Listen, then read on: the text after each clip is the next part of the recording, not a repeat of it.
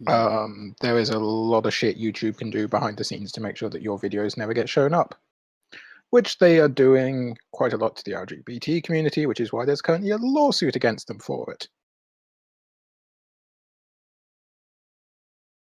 Yeah, because that's dumb.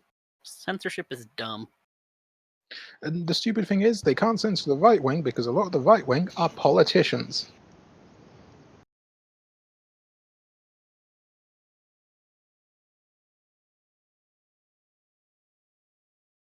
A very bad time for that to go live, and I'm glad there was no one in the chat. Oh, it's all right. Let's just keep the audio at this point. Let them be involved. Okay. We're not even going to do the audio bit. We're just going to enjoy this. Yeah. And you and me can have our fantastic little debates right here live. Why not? But I'm sorry. Does it show how out of sorts I am right now? You're good. You're all good. Okay. Yeah. Hopefully. So, I may have a way to continue studying at uni. Good. That is fantastic. It is and it isn't. It requires taking a huge loan from my parents. Mm-hmm. Yeah, and the thing is, due to inheritance tax, it will have to be officially, legally written as a loan. Like, if I do not pay this off by the time that my parents have passed away, it will be coming out of my inheritance. Which I'm fine with, because I'm not going to lie, my inheritance would go towards paying off loans, but it is a lot of money. And I'm not sure that I can put my parents through that again. Like, yeah. So I literally had a chat with my mom about it maybe 3 hours ago, because time zones are a bitch. So that's fresh in my mind right now. Let me put it that way. So I entirely welcome the stream. Yeah, all right. Yeah. Well, that just makes it more important to try and stay live as long as it goes. And it doesn't sound near as bad as it was last week. Like, oh dear God. Right. Like, I'm pretty sure you heard you heard windows rattling at one point. So, like, this nothing. Let's see, who have we got? Skinny Seahorse. Who are they? Yeah. How you guys doing in chat?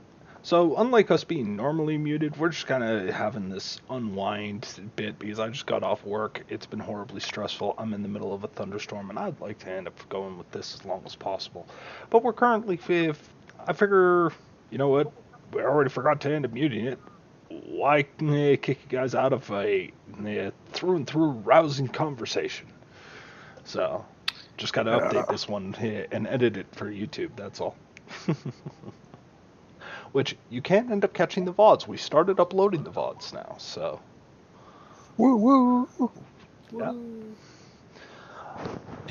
Yeah. Actually, I will PM Derek that, because that's not something I want to say on stream. Yeah, not a problem.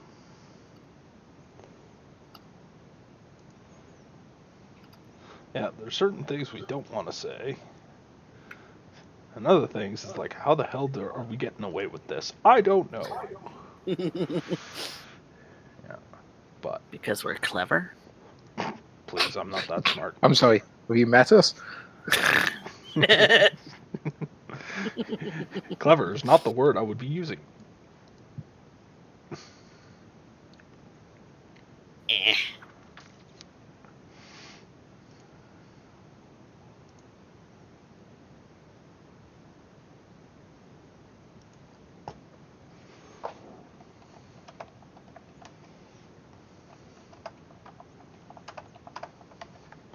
No, that is, I can understand that, but Yeah, so for those of you who are just catching up, I'm in the middle of a thunderstorm right now. Now, it doesn't seem so bad right now, but if it gets worse, I'm going to shut everything down.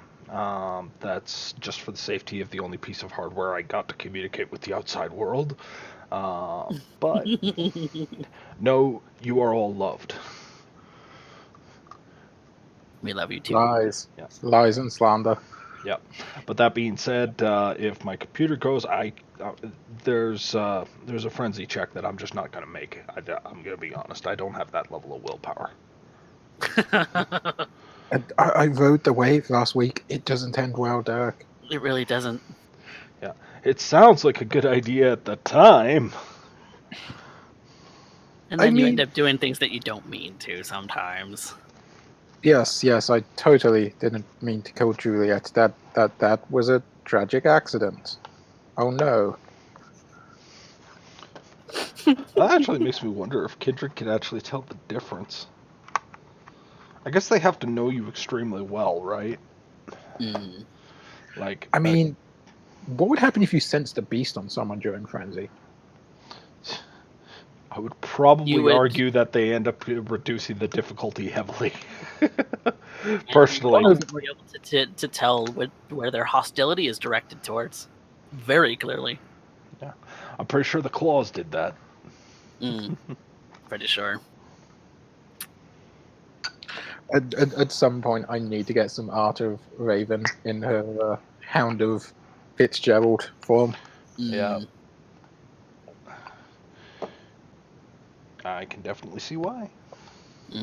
Like maybe one of those splash images where it's like the Hound in the background and then just sort of like the silhouette of Raven in front of it.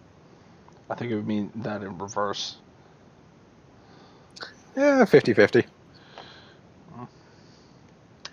Okay, for now. There's I'm a just bi joke in there somewhere.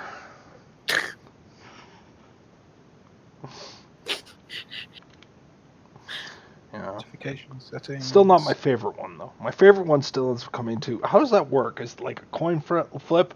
Heads I get some, tails I give some. I actually went to a magic show on Monday. Really good magic show. One of the UK's few openly bisexual magicians, and like really good at their craft. Really funny. Does good magic. The whole shish kebab. But one of the jokes was they were trying to detect this famous bisexual person that one of the audience members were thinking of from their big book of bisexual people that they had. And he's like, I'm sensing it seems to start with an O and then ends with some A. No, sorry, wait, that's later. Like just that sort of humor throughout the entire show. I was cracking up. Delightful.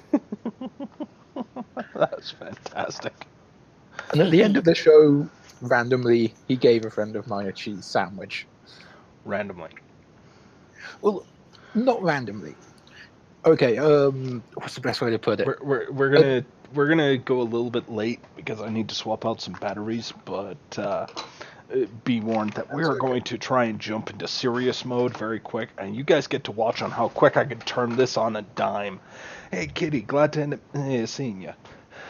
Just as a warning to you, Kitty, I'm in the middle of a thunderstorm right now. Now, it doesn't feel too bad right now, so I'm risking the broadcast. But if it starts to get really bad, like worse than it already is, then I might have to just emergency pull the plug.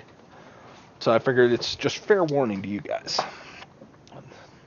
It's also I'm such an idiot that I didn't mute the stream when I ended up jumping into Discord. So I said, screw it. You know what? You guys get to end up hearing what we're like when we're not in character for once.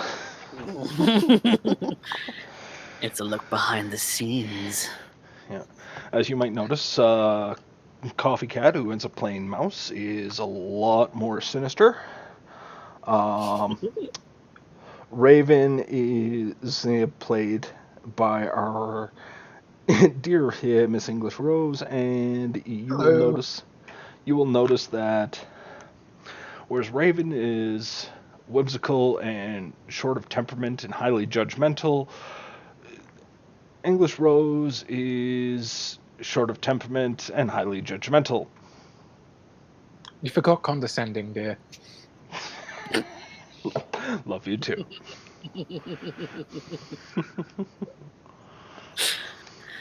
No, the difference is quite clear. Raven will go for the throat. I will go for the balls. Mm. Yeah. Now, what she's going to do with that information is entirely based on what time of the month it is. You know me so well. All right. So, And on a more serious note, it's like you wonder what level of trust you have to have with a storyteller to pull off the kind of shit we do and the emotional stuff we do. It's this level. Like you need to be this comfortable joking about yourself and talking about yourself. Like trust is just so important to vampire. It is. It is. It really is. I was actually going to end up addressing a few things actually on this VTM workshop afterwards, but figured we're going to jump into it. So, let's play some music, give us a moment, and we'll introduce.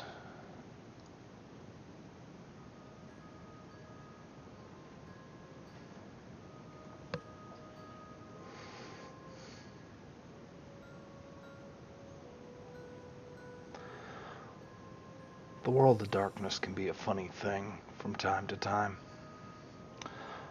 Fact of the matter is you're never 100% sure what's lurking around the corner. What's in the basement? What's in the box? And sometimes you don't want to know.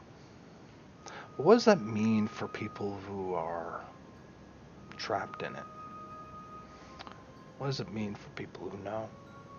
And what does it mean when you find yourself caught in the middle of something much bigger than you ever hoped or fretted over in this case?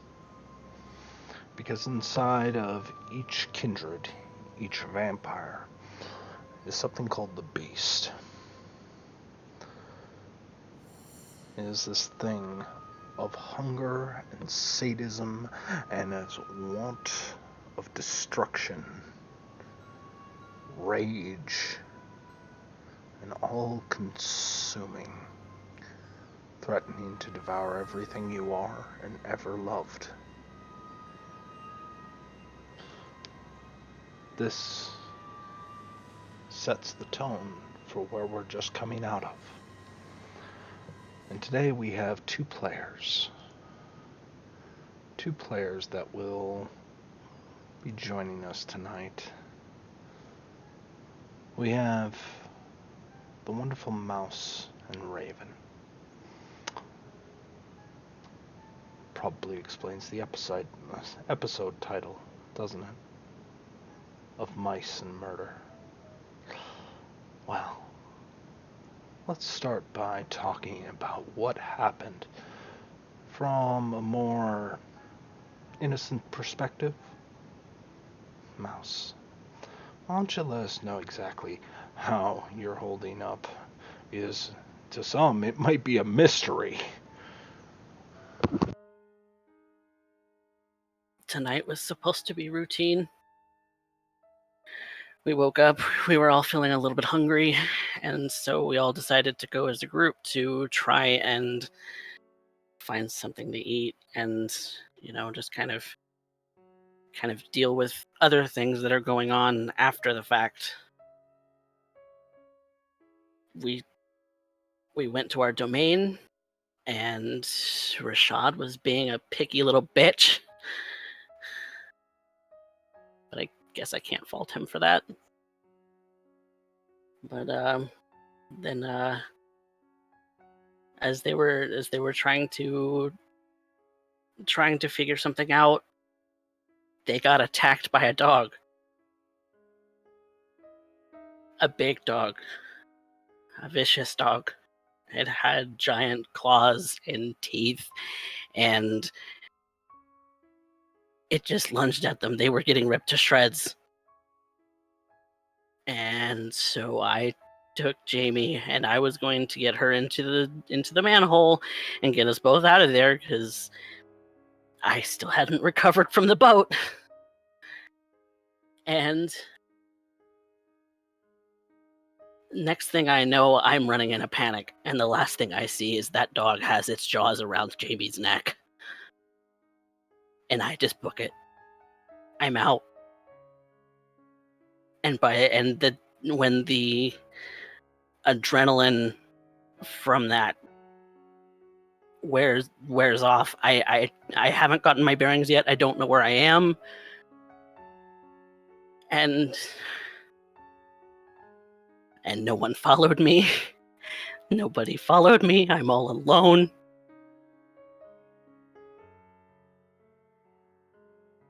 It isn't until I see that silhouette that I realize that I did get followed by the one person that I trust more than anything. And God, am I glad to see him right now.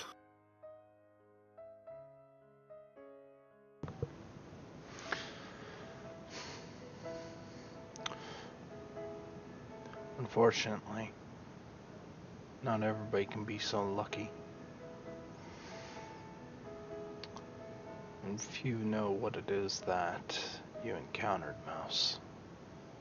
But, at least for the time being, it looks like you're in safer hands. But the hunger is there. And it is maddening. Your blood so thin, so lacking. The need to just gorge yourself. Constantly there, and now worse than ever. Leaving you only for... well, we'll get to that when the game begins. And yet, you're not the only thing wandering out these nights. No, because, yes, while there was a dog, that's without a doubt, we do have to wonder about something that lurks in Fitzgerald neighborhood, in projects, a horror that walks on 2 and 4 legs, who has had its fill. In doing so, spilling much blood and life in the process. Raven.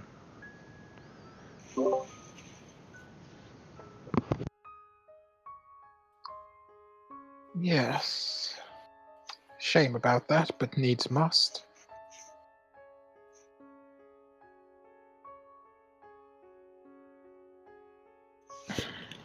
Why don't you give us a little bit of insight as to where you're at, with the taste of blood still thick between your teeth, your robes, well, your clothes not left to tatters at this point, and not 1 but 2 bodies on your hand, 2 individuals who are evidence laying in the Fitzgerald neighborhood, your feeding grounds.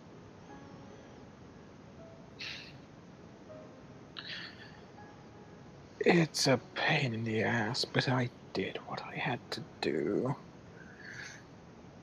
There's only so many times you can kick a dog before it'll bite back, and Nightmare just chose the wrong time.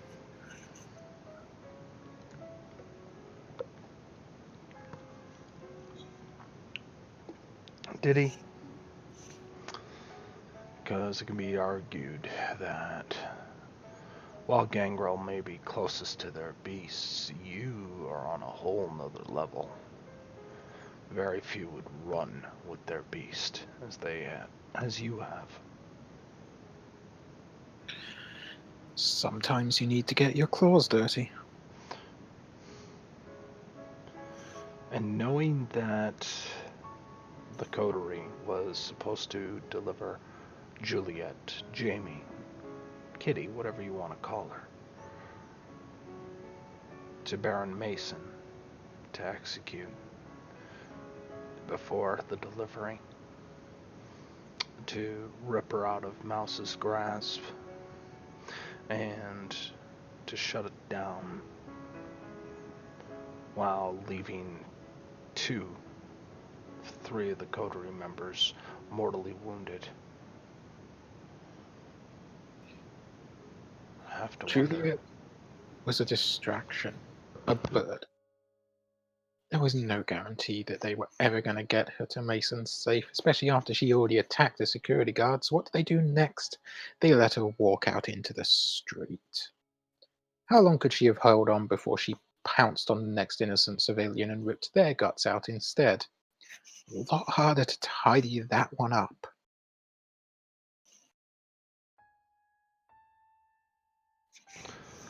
I told them that I wouldn't like her.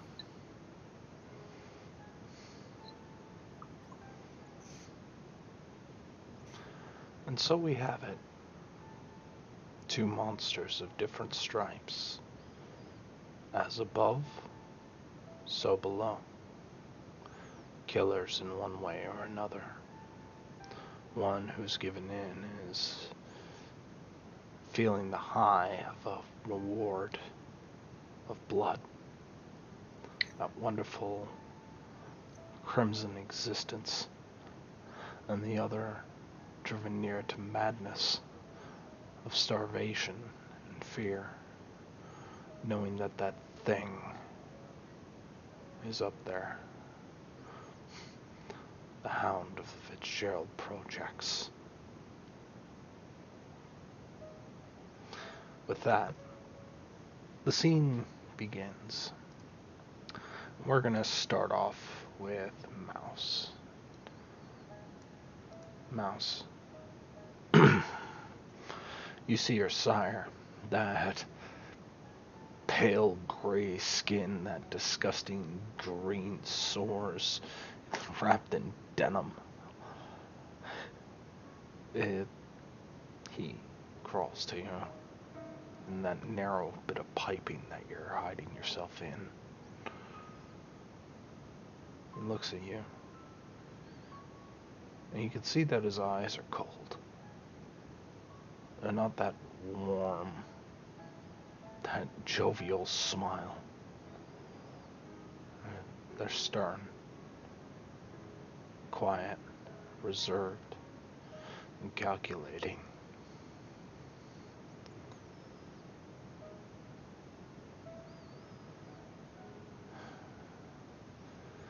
Hi.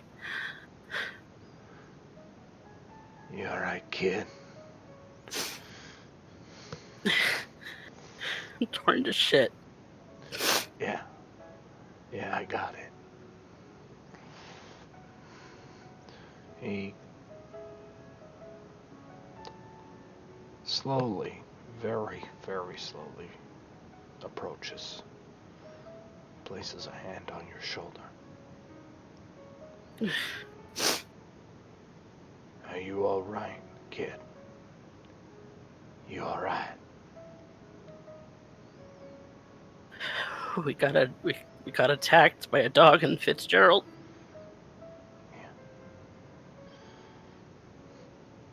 He's looking over you. His eyes trace along the marks, the open skin, the exposed bone, the organs that are threatening to pour out of your body. The pain you must feel right now must be excruciating. Oh yeah. Oh yeah. I'm barely standing. Alright, kid. Come on. Come on. you patch yourself up at all? Not right now. Maybe. I feel like I'm on fumes right now.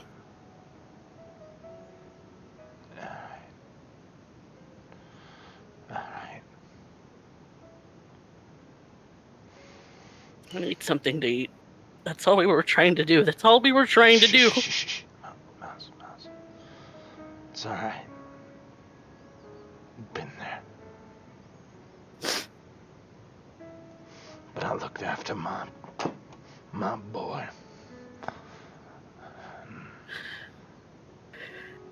I said I'd be with you every step of the way. Even in the worst of fuck-ups, I said I'd be there for you. And I'm really, really trying not to make a liar out of myself right now. He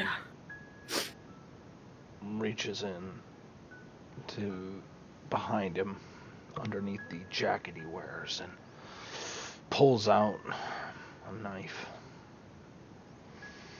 And immediately starts to apply it into his own wrist. And you can see that he is forcing the blood to start to pour out. It's a very, very small drip at first. I need you to roll me a hunger frenzy.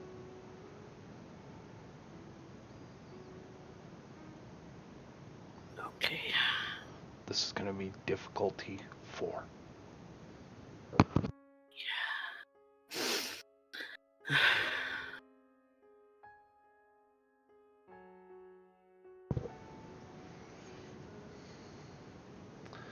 Mouse, are you going to run with it? Or do you want to succeed at a cost? What's the cost?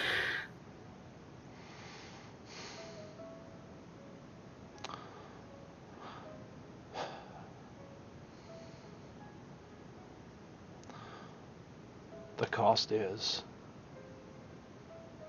at some point tonight, someone you know is going to get involved in something they shouldn't.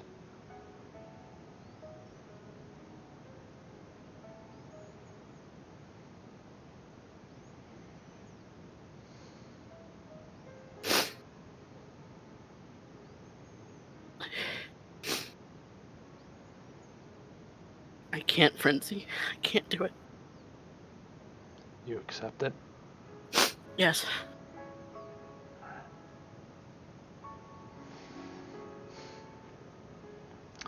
He can see your exposed fangs, your teeth, what's left of your lips peeling back, as it's everything you can do to not just lunge at it.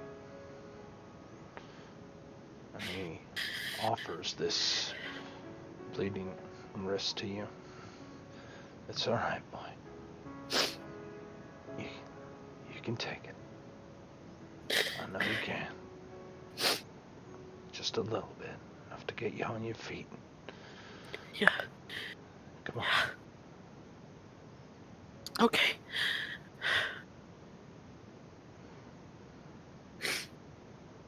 And so I do. Okay. There's something to the taste of Gutter's blood. It hasn't been this rich of flavor that you've ever experienced, not since, maybe even better than when you were first sired, when you were first embraced. Mouse, you start to drink from the vein, and you're trying to maintain control. It's at that point Gutter kind of wraps you in. He pulls you in, forcing his chest to your back, and grabs hold of the back of your head.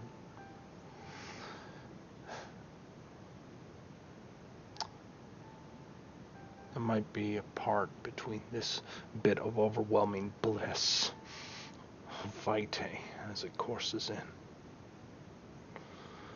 that if at any moment he wanted to, he can snap your neck. Though if that would kill you, you don't know. His grip is firm and measured. How many points are you taking?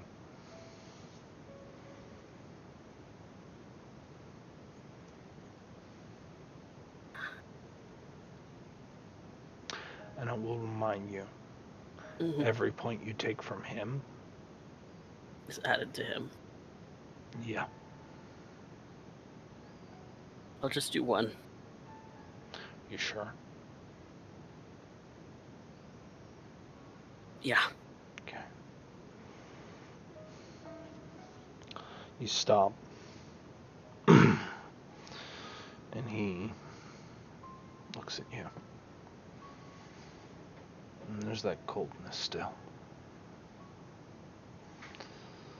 Alright, kid. We're gonna get you something to eat proper in a minute. And I don't want to hear any complaining or whining out of you in this point. Yeah. If we run into that dog again, I am going to have to end up having more than words.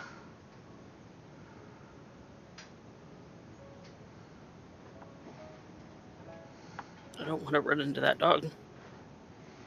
Yeah, well, congratulations. There's a lot of shit I don't want to run into either. But I was looking to run into you. After all, you ended up wanting to get in touch with me. Yeah. It wasn't about this.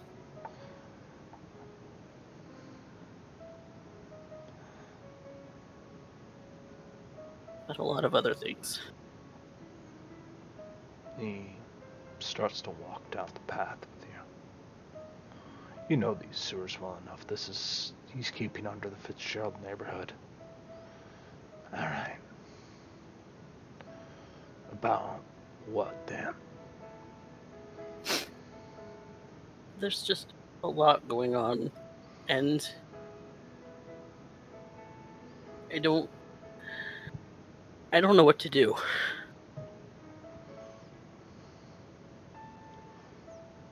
Like, Mr. Seraph told me that the Camarilla's coming. Yeah, the pig fuckers, I heard they were dropping by.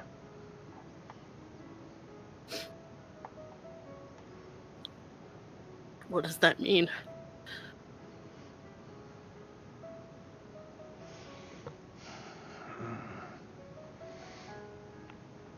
He stops.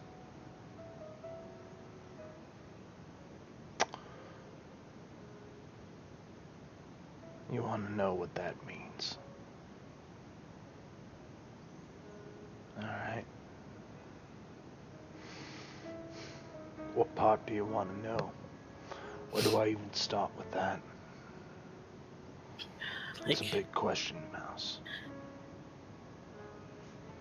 What's that gonna mean for us?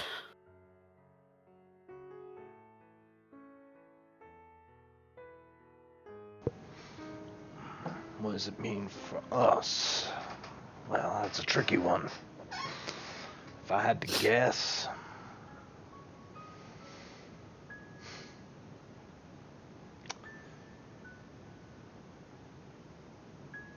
for you, you got 3 options. For me, I got 2. And I'll be honest with you, they're not really options, so I'm kind of tied in that. It means you either play to their rules, become a wonderful member of their serene and wonderful court, and remain being a bootlick for the entirety of your existence, and just accept that you are a dog that is to be commanded, ushered forward, and just told exactly what needs to be done, and you will do it, and they don't want to hear bufkus out of you. It means you're gonna be digging in places you don't want to be, and ultimately all you are is a lapdog, and if you're really, really lucky, you might have a place to stay, while somebody allows you to hunt, while someone allows you to exist, and if you're really, really goddamn lucky, then you might just end up having the opportunity to be able to put that same problem onto somebody else who happens to be younger than you. That's not even a real option. Oh, come on. Kidding me? That's not my option. I don't. At least you can do that. I can't. Too many old wounds. And a lot of resentment. Used to kill him a lot.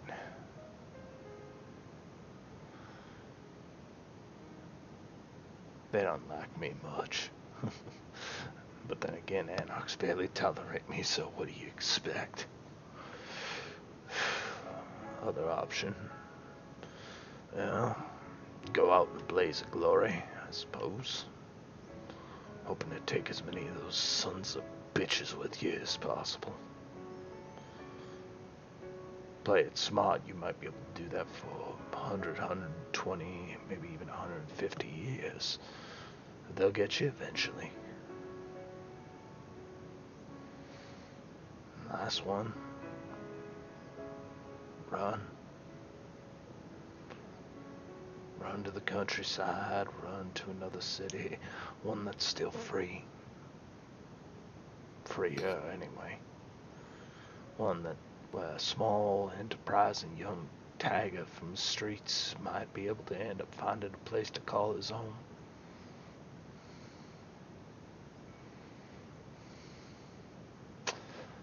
You're lucky in that, Mouse. You still got one.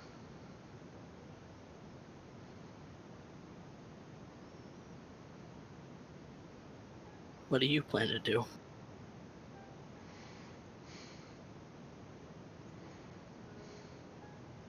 I got some scores to sell. Right now, after tonight's events, I don't know, going vegan doesn't sound so bad for a night or two.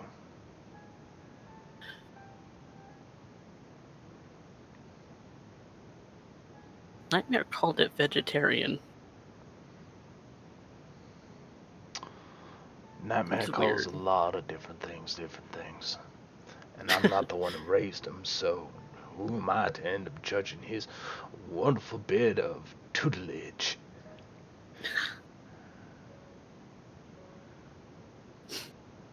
I don't know what happened to him.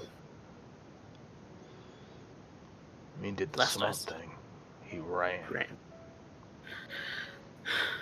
You're big, you're bad. Up until you run into something badder.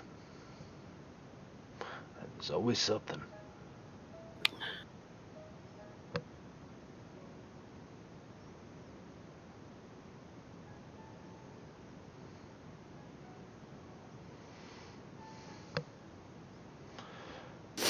We don't have all night, Mouse.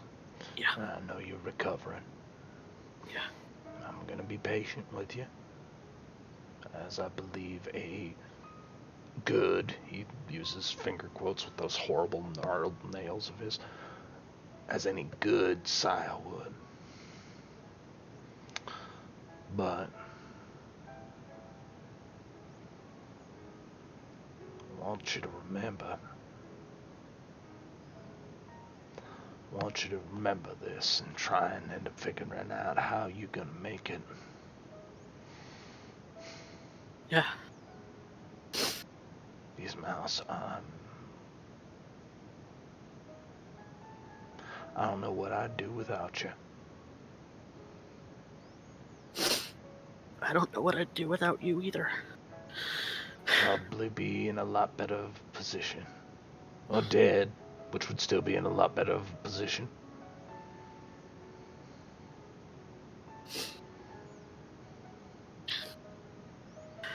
No, I need you.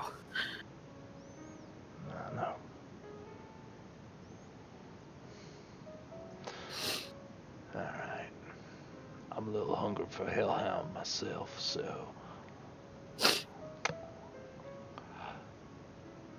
let's see what you can do. No more. He looks to you, Mouse.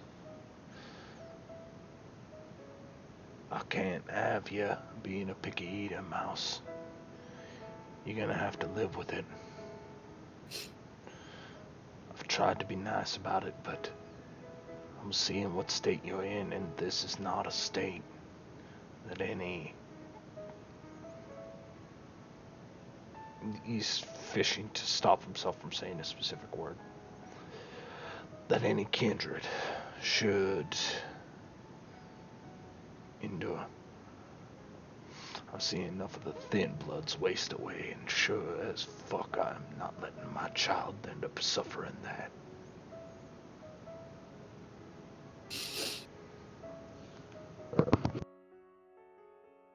Right now, I'll take anything.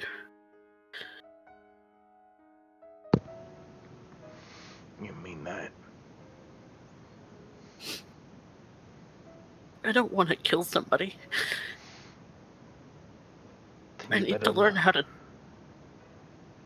I need Right. to learn how to do it right. Yeah.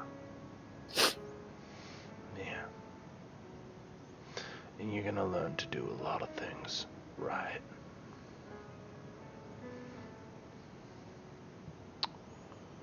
You got yourself in a pickle, Yeah. Mouse. You're one of the smartest, brightest, and most optimistic children I have seen in these here warrens, in the sewers, and above. But you don't want to put your brains to it. Like, that's gonna prove you something that you don't like.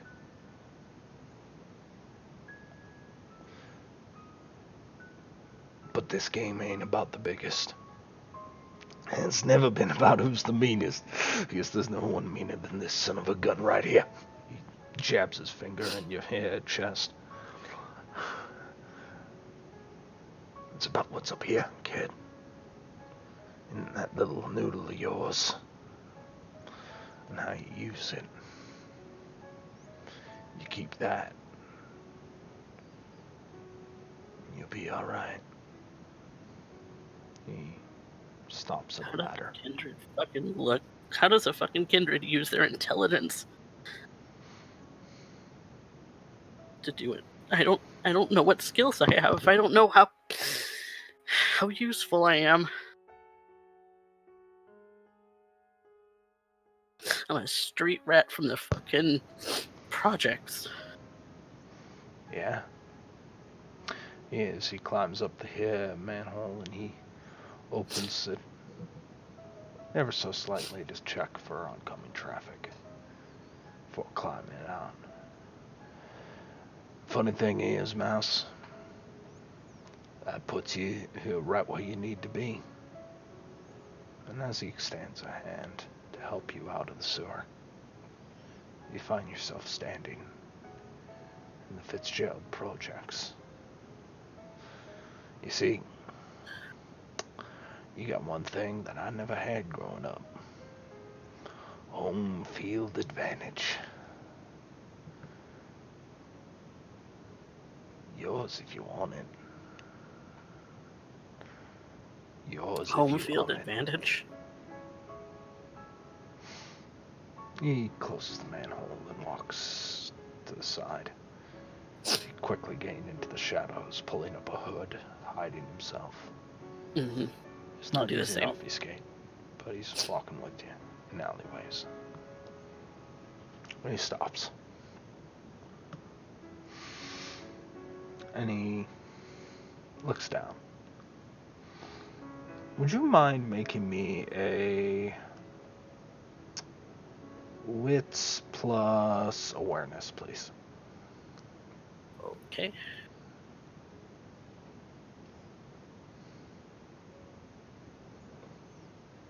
Pretty good, pretty good.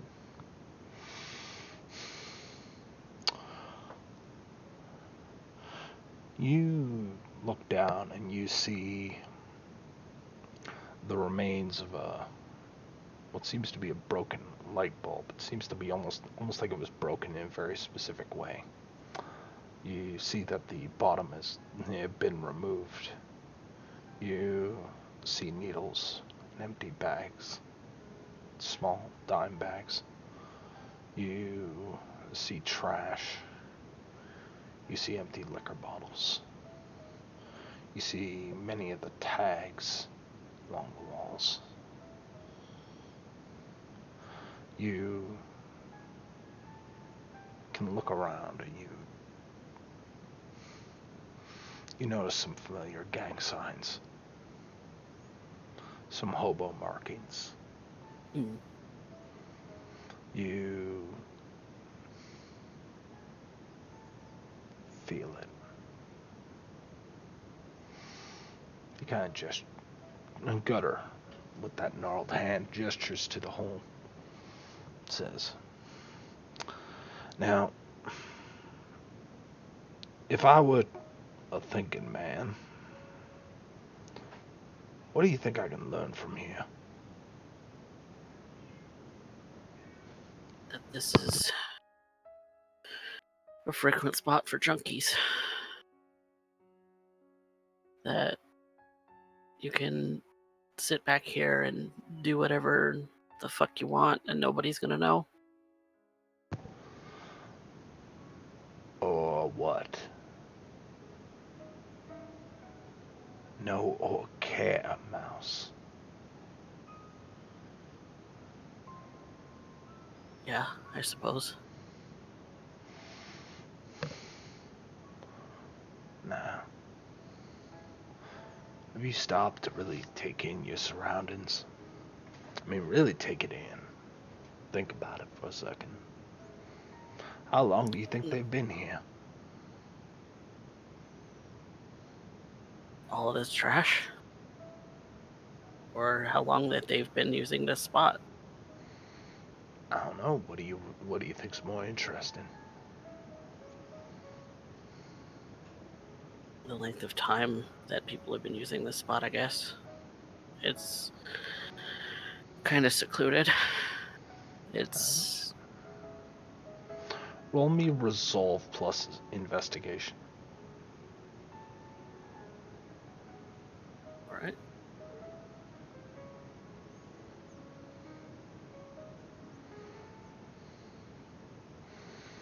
Not much you can tell.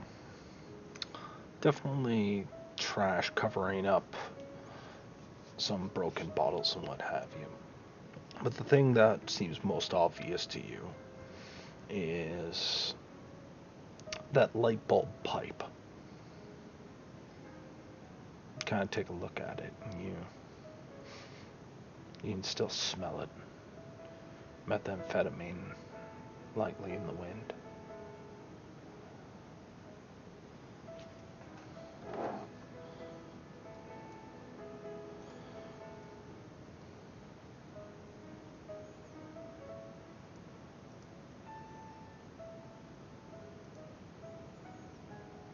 Huh. What's up, kid? Smell something weird. Like meth. Alright. So what do you know about that? Well, it's...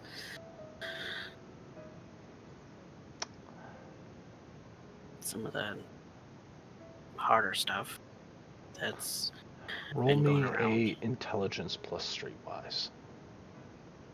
Would this also include my drug trade specialty? Yes.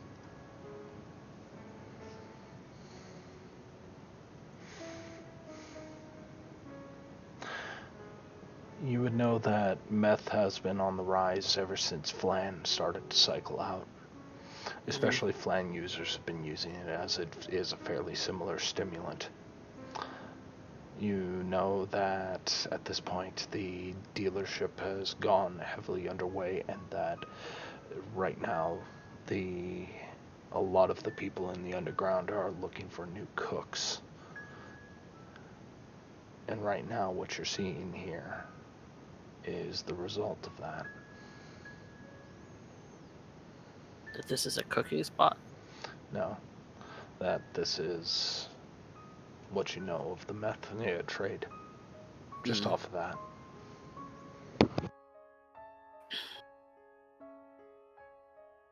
Ever since Flan went off the market, meth's been going high.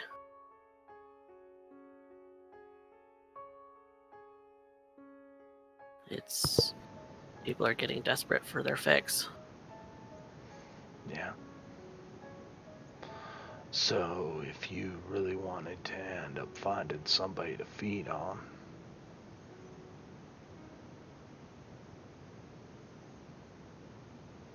it kind of leads in, like, letting you connect the dots. Find a meth addict or something. Find a place where they hang out. Because if they go, nobody cares.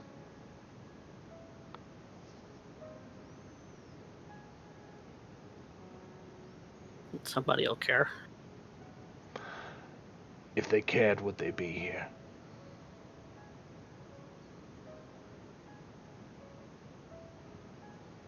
Do you think that? Families. Oh, their families would care, huh? Because their families really ended up saying, you know what, I'm gonna end up here watching my son and daughter end up here getting addicted to this shit or that shit.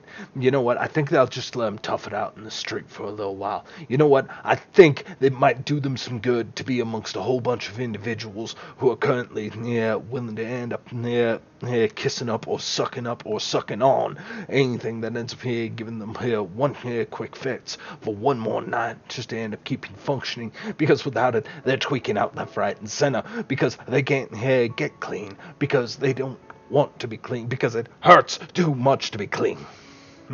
Yeah, that's Karen, Mouse. That's really fucking Karen.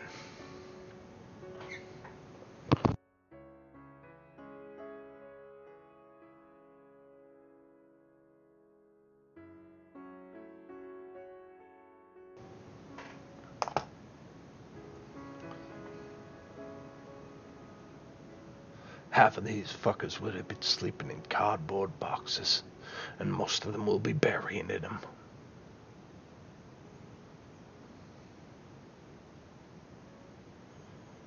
I know that.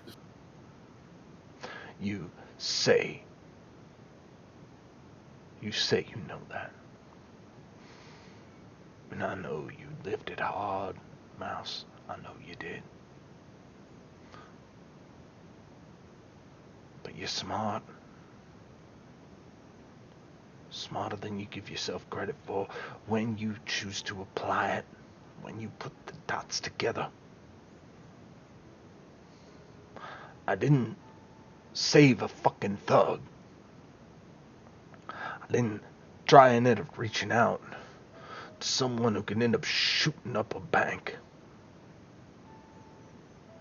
I chose you.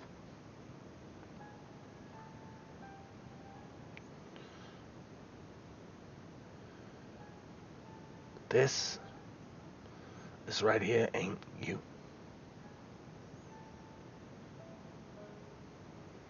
You might be small.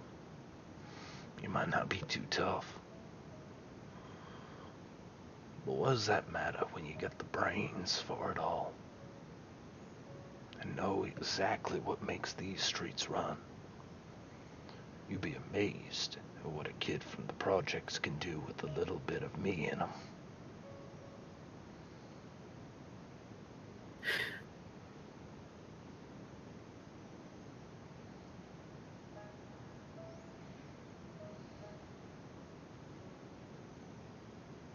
I suppose. Suppose. Seems a little disappointed in that response. And there's something in you, something that stirs a little bit, like a little bit more than usual, like almost like this disappointment is something that you need to avoid. Like, oh no.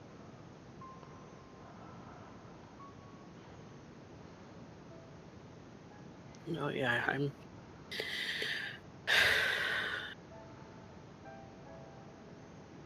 I'm clever.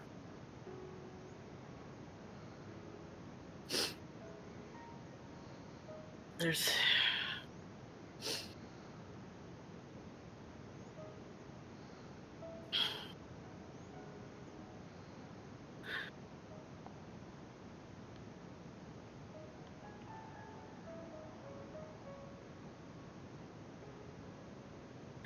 you just need to be smart about it.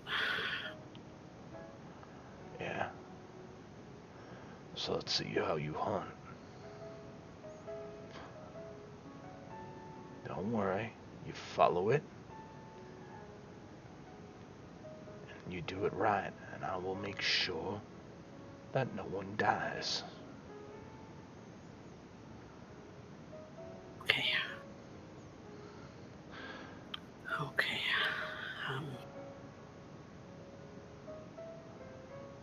So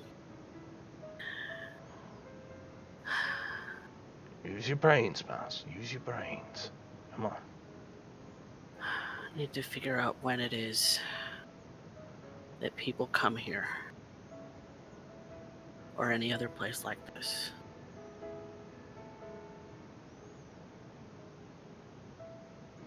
Find all these little holes. There you go, kid. He kind of grabs your baseball cap and pulls it over your eyes.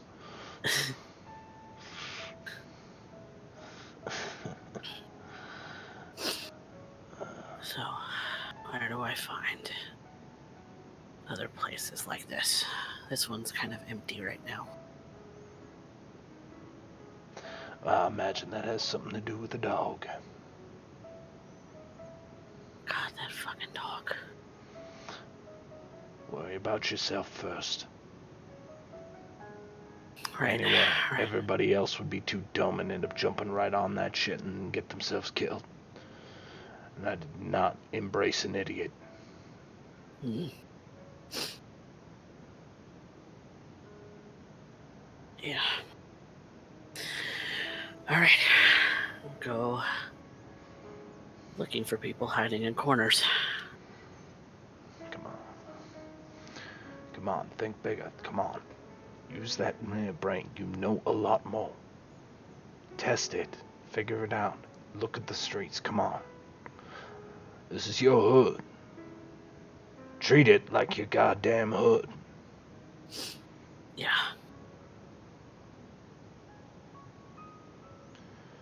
It's at this point, Mouse, I would like you to roll me a intelligence plus streetwise.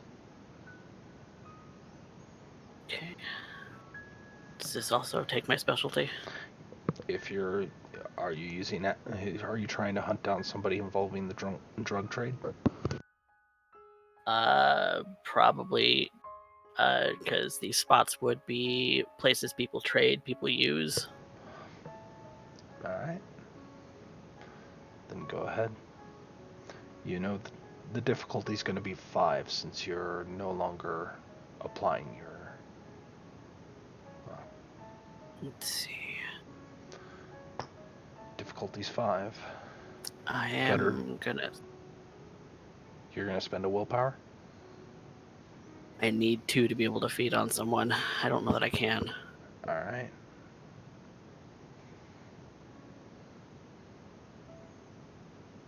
I'm gonna leave it to you. I'm gonna spend 1. Okay. And let's see. I have 3 that I can roll. Yep.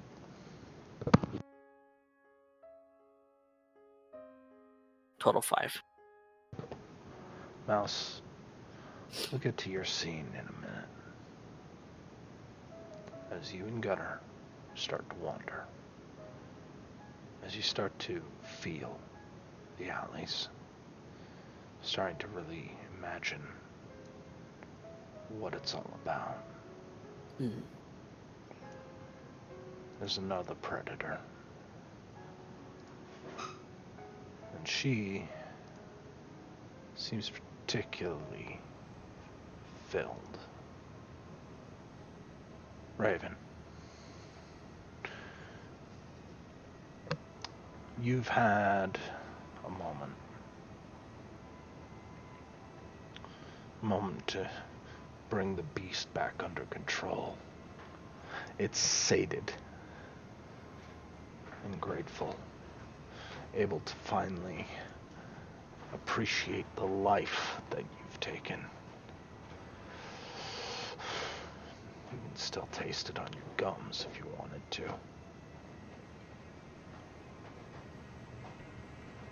You're stalking around the Fitzgerald neighborhood. King shit at this point, as you just pushed aside your entire coterie in a single moment, accepting the beast and its ferocity. Juliet's dead, a reason to celebrate with a drink, and so you did. And now, an enemy dead, and a morsel left cold on the pavement. I have to wonder, where do you go from here?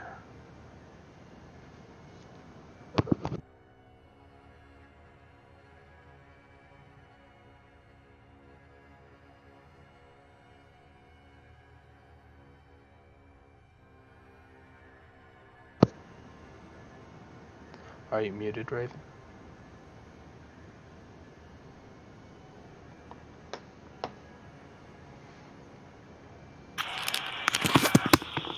Hey, there we go. Apologies for that, my mic appeared to die. Let's hope that doesn't happen again. Simple answer of where do you go from there is shopping. Raven would... Well, it's late at night, she's unlucky to be able to find no new clothes, but she'd like something to slightly cover up. It's going to be difficult given the fact you're blood covered at this point. Most of it's not your own. Yeah, I may need to find a sink or a public toilet or somewhere to have a slight wash first. Fitzgerald neighborhood not exactly known for its shops. You might have to go outside. Tell you what. Yes. Roll me a intelligence streetwise, and actually we're gonna use the fact that you currently have, if I recall, 1 dot line. If I recall. 1 dot in. Line. Your knowledge of a neighborhood, your domain. I believe so.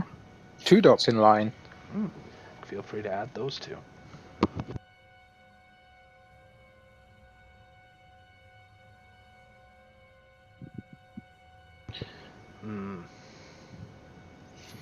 Yeah.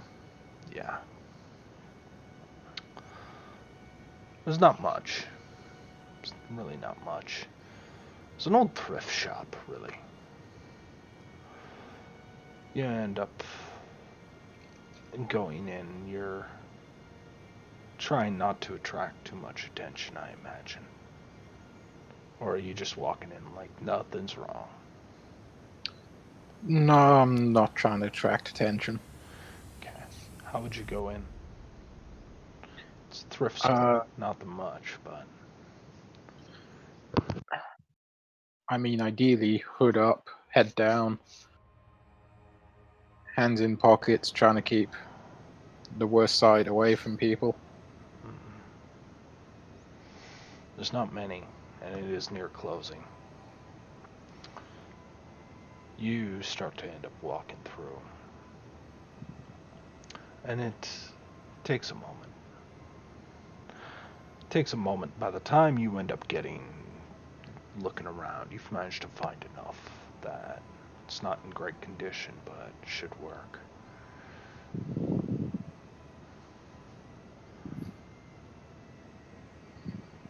You end up walking up to the till. There's this larger woman behind there. She seems to move a little slower than most. One of her hands starts to shake a little bit as she's trying to end up getting everything organized when she sees you approach. Are you using Blush of Health? I believe I will have to, although let me just find my book because I am now humanity humanity 3.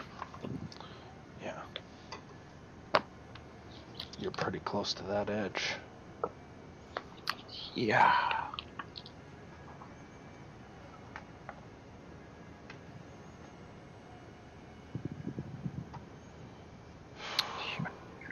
Two.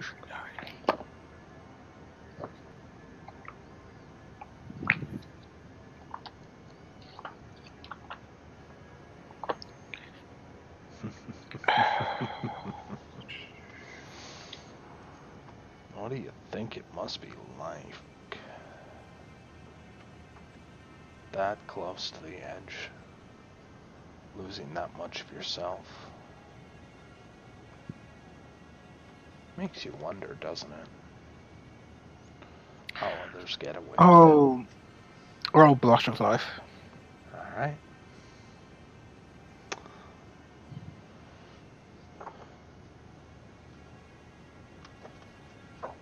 Alright. Roll me a rouse check. You succeed. You do not get hungrier. After all, he was a big meal. Tasty too. I imagine so. So as you continue, you can definitely tell that this clerk is nervous around you. They just want to get you out of the shop at this point. Smart. Take the payment, which is most of the wallets that you procured. And as you kind of end up walking out, you end up seeing yourself in the mirror. Are your eyes always that sunken? Are your eyes always that sharp? Is it just you, or do your lips look a little thinner?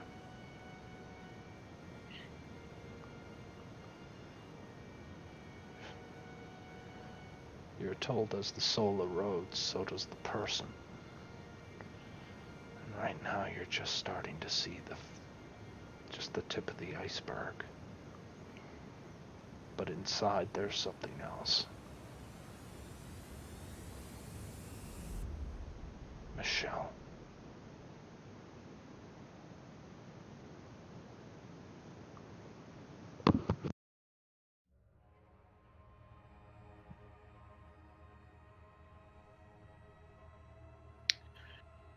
I'm gonna get her safe.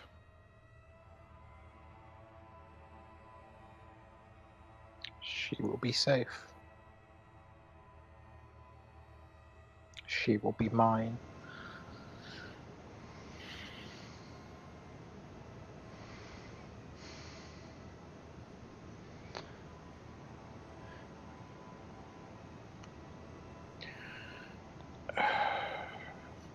Totally a bust. I mean, even if I thought they could be useful, it's obvious they've got no power. They'd get ripped to shreds the second they tried something. I need a phone.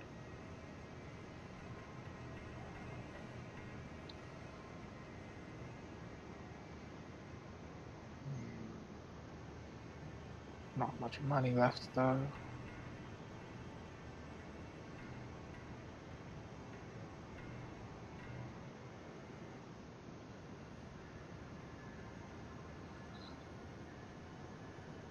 Raven's gonna find a payphone, and with what change she's got left, she's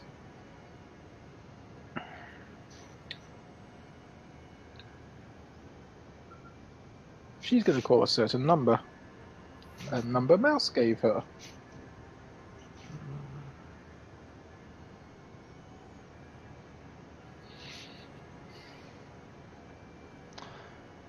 Mouse,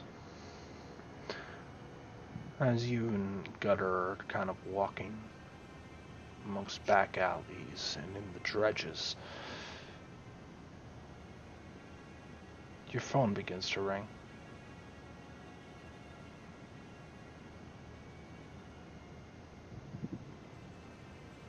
Hello?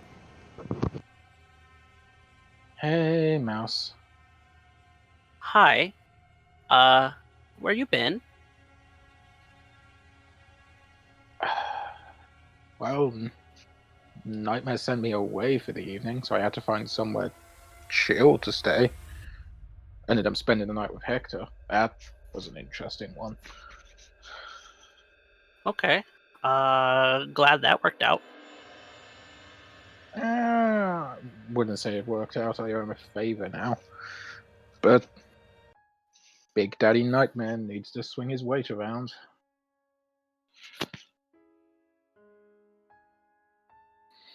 What are you up to? Whereabouts are you? Fitzgerald? Oh, hey, I'm in the neighborhood as well. You want to meet up?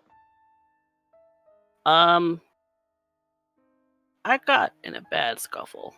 I'm just finding something to eat and then I'm going home. Scuffle? What happened?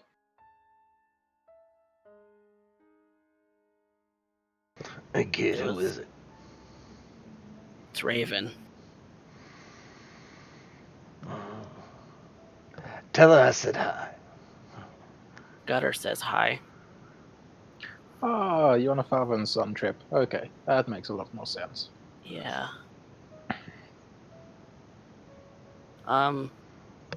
Sure. If you want to meet up, I guess. I'm just gonna go home though. Go home? Yeah. Like, which home you talking? Talking about the one home that I have. Oh, right, the one you don't let any of us know about. Smart kid. Smart. Uh-huh. Everybody's got their hidey holes. But gonna open up to you. I'm not calling without a reason. I need a favor. I need someone who can get into places without being seen, and, well, subtlety's not my thing. Yeah, that's gonna have to wait. What? I'm not. We'll meet up and we'll talk about it then. Hey kid, pass it up. I pass him the phone. He's holding it upside down. Oh. So Raven. That way. Raven. Oh. Hey, Mockingbird. Hey, slime ball. Yeah, funny. All right, so my kid said he was busy, and you pressing him. I'm not catching the other end of this conversation. Would you mind please informing me as to exactly what it is that you are trying to draft my near dead kid out to? I needed a favor. Uh-huh. It's personal, seeing as I've been helping your boy with it and your other kid as well. Let's not forget her. Seeing as I was helping them by putting my neck on the line multiple times, I thought I was owed something. I want to insight check Gutter. Does he look like he's gonna get upset? He looks pretty upset, yeah.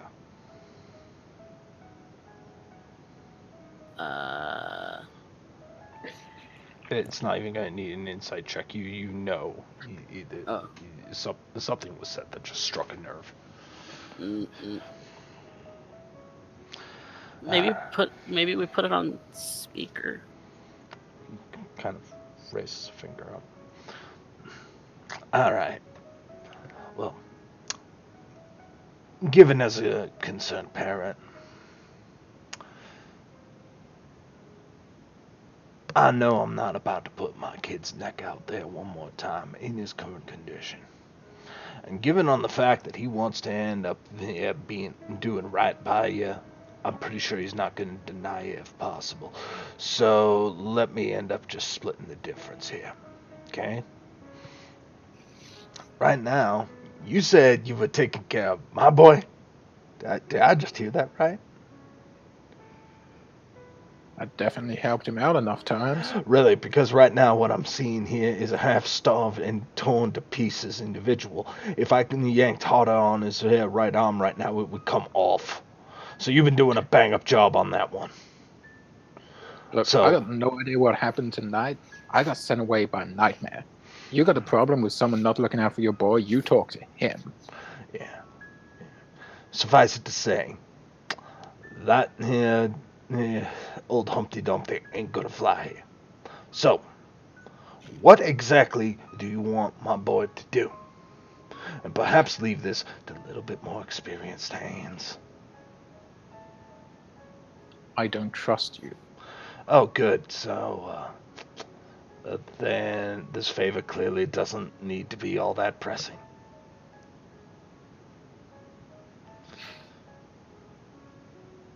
I didn't say that, but I'll remember that. Enjoy your father-son time. He tosses Raven you a phone hangs mouse.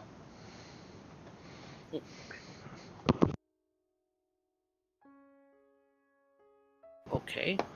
I was just gonna tell her no. Tell her to have to wait. No, you said you were gonna have to wait. You weren't gonna tell her no.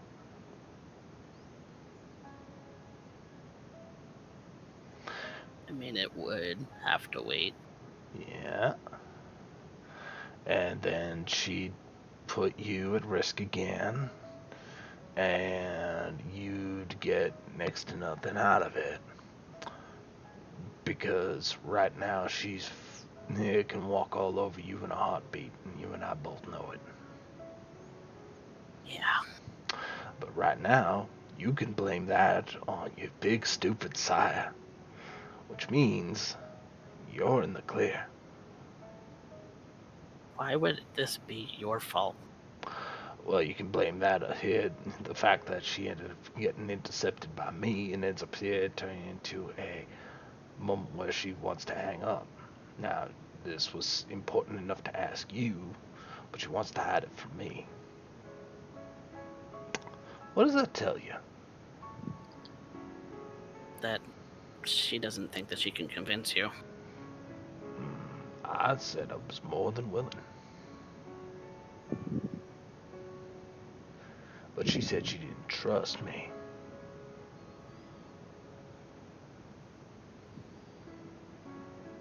I don't know why anyone wouldn't. You keep to your word.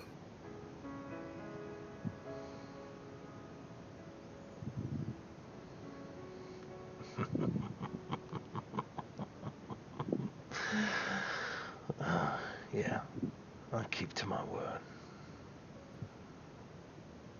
I mean, that's the most important thing, right? That's what keeps a person alive. You keep your word, and then people trust you. Yeah, well, keeping your word doesn't necessarily mean people trust you. It just means when you say something, it's gonna get done. It can build respect, fear. It can build all kinds of things. But trust is a different animal. It's an animal I'm not on a first name basis with.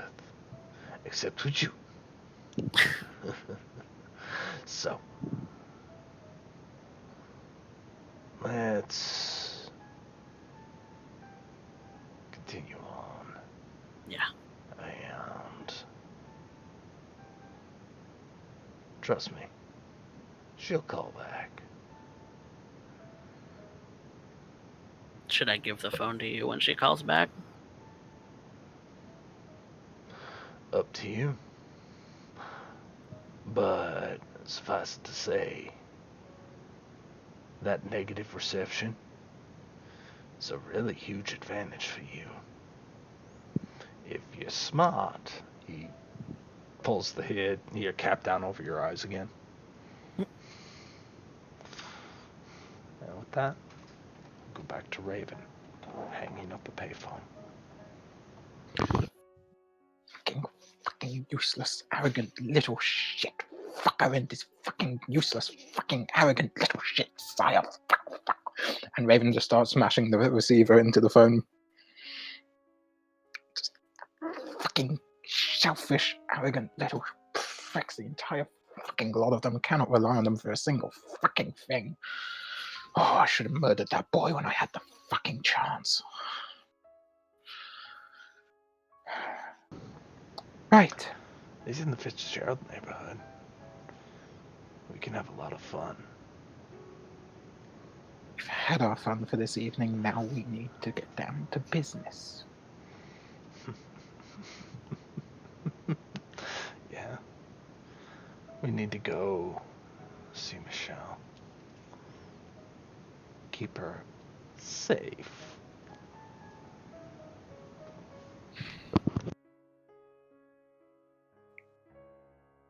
We can see her at least. Can't get a fucking message to her. Me and that boy are gonna have words. Daddy can't be around to protect him all the time. Yeah. Wonder what we can do to him then. I'm sure I'll think of something creative. I hope so. I look forward to it.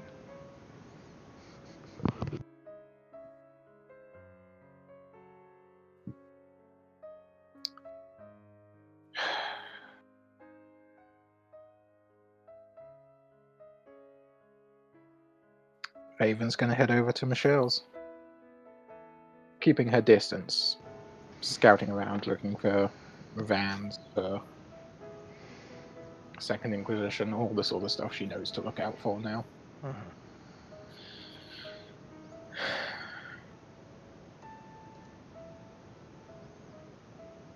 With that,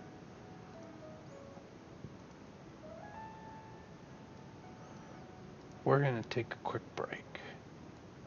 Grab something to drink.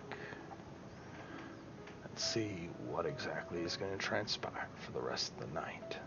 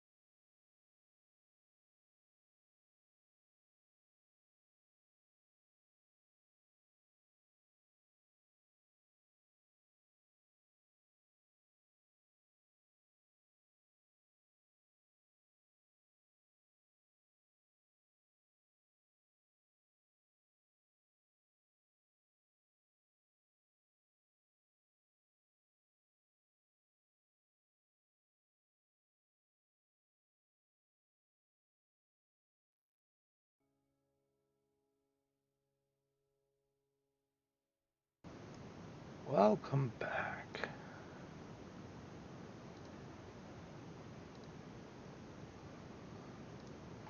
I'd like to thank everybody for showing up again. So,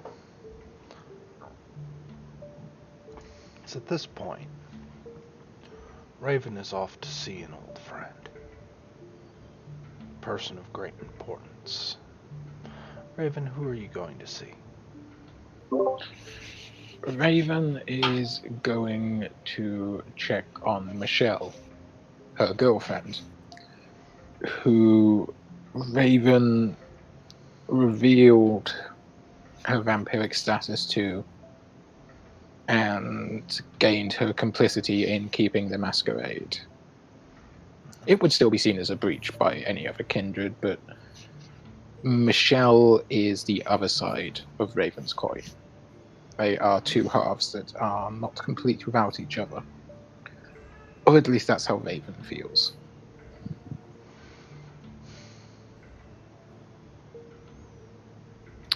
The issue being, Michelle is known to the Second Inquisition, and last time Raven swung by, they had several vans parked around her place. Which is what Raven is keeping an eye out for.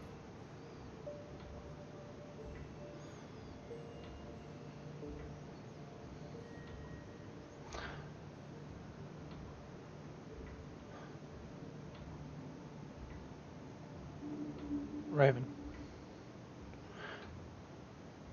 you encroach the house. And the first thing you're gonna notice is that Michelle's vehicle is still there. But there's another one parked behind it. A black Mustang, power car, muscle car. It's fairly flat black.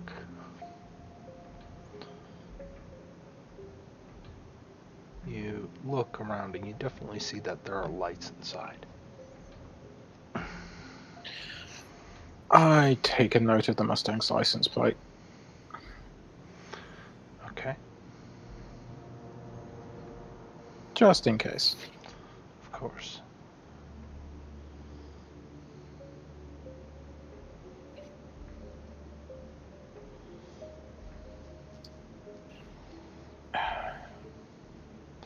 So you're getting close to the car. Anything else? I'm keeping an ear out, an eye out. Any sign of movement, anything suspicious, and Okay. Roll me a what's looking alertness. for cameras as well. Okay. Roll me a what's alertness then. Most certainly. There's several Right. things you might notice. Wits plus awareness. Yeah. 3, that's pretty good. Okay. 2 things. 1, this Mustang actually has a dash cam. 2, you do notice that this car has, and it takes you a little bit to see it, you realize it's the point, it does have lights on the inside and on the sides. This is a ghost car. This is a basically a police ambush vehicle. Usually what you would catch a speeder with when they don't see a cop car, you would suspect that you wouldn't normally see it, but this is a little different.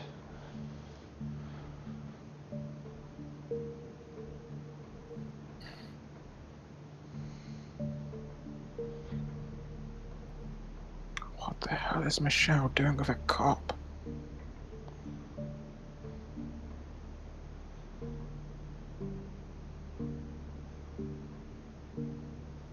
Avoiding the dash cam, Raven's gonna sneak around to the side of the house, try and find a window or something she can peek through. You can definitely end up seeing that the lights are on. As you go across, you kind of peek in.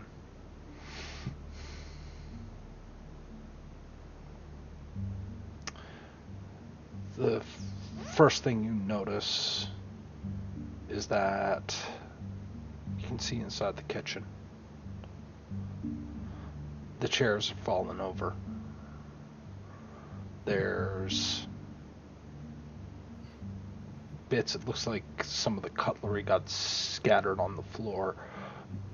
Looks like there was maybe mid-wash there. The sink's still full of water. You look about and you can end up seeing Not again.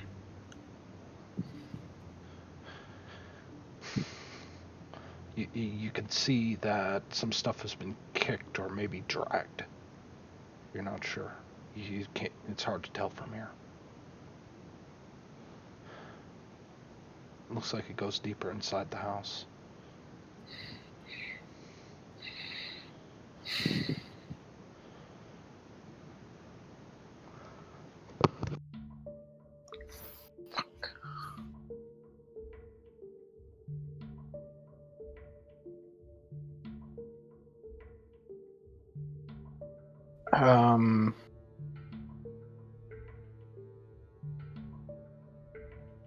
Raven's going around to the back and trying the back door. It's locked. But you know where the key is. Yeah. Stupid fucking lawnmower. You unlock the door. You start to make your way in. And you can hear something that sounds like a struggle or something. It's just past the living room into the... Just in the living room past it. You go in and you can see the door to Michelle's room. As well as what appears to be a toppled over lantern and screaming, yelling, moaning.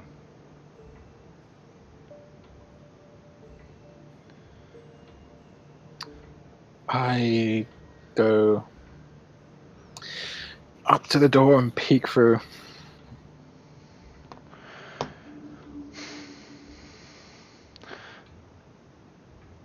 You see Michelle in a compromised state on top of another woman. You can see that the clothes are scattered everywhere. You can see that the, well, compromised, shall we say, positioning of it all makes it very intricate, or very intimate, and very rough. But they both seem to be enjoying themselves in all the fun ways that you haven't touched in a long time.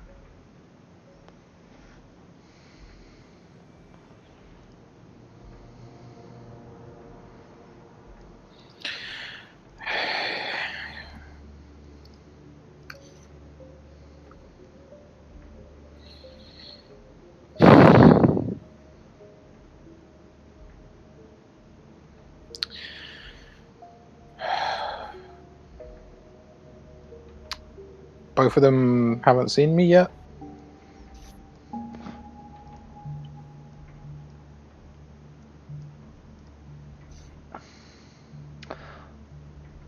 At this point, roll me a dexterity plus stealth.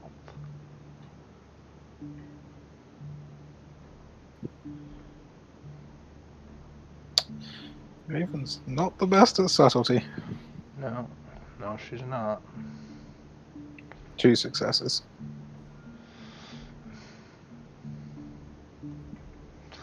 They seem to be enjoying themselves a little bit too much, too. Notice that the back door, oh, then again, some of the noises Michelle's making, the ones she used to make for you, definitely are louder than any door opening.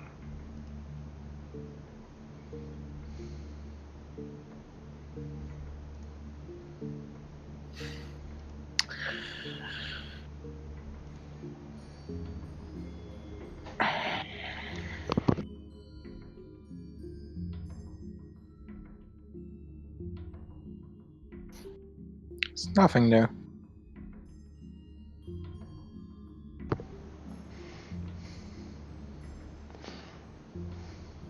Michelle is Polly. Yeah. Raven knows this. Fucking pig's taking it from you. You're just gonna sit there and watch.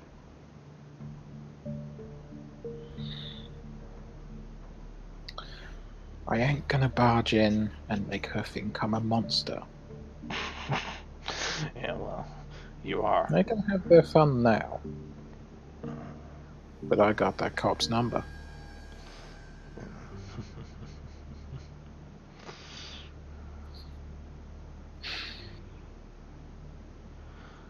Well, I'm gonna head back out to the living room and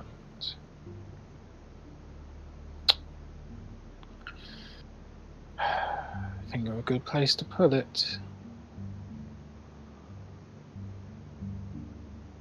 On the tabletop, Raven's gonna pull out this letter. This letter that she'd wanted to have dear little mouse deliver. And she's just gonna leave it there. Walk out back, close the door, lock it, put the key back under the gnome, walk across the street, find a dark corner, and wait. Actually, cancel that. She's gonna duck under the police car, avoiding the dash cam, using feral claws, cut the brake lines.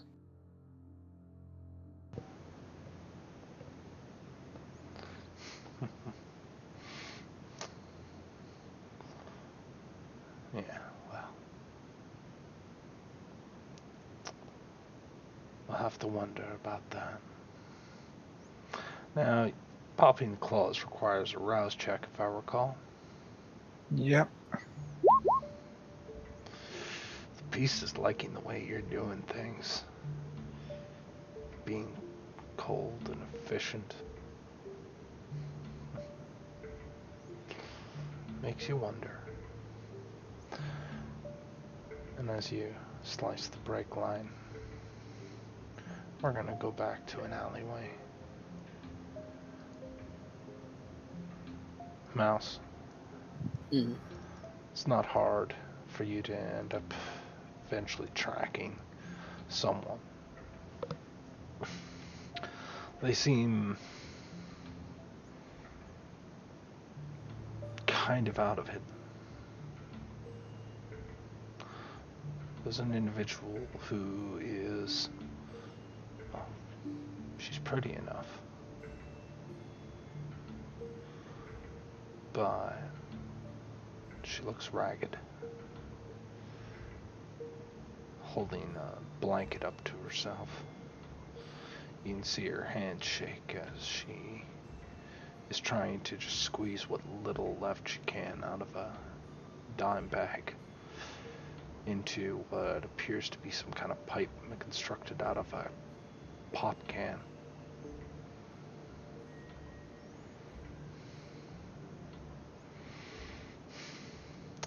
Well, ain't the freshest thing in the world, but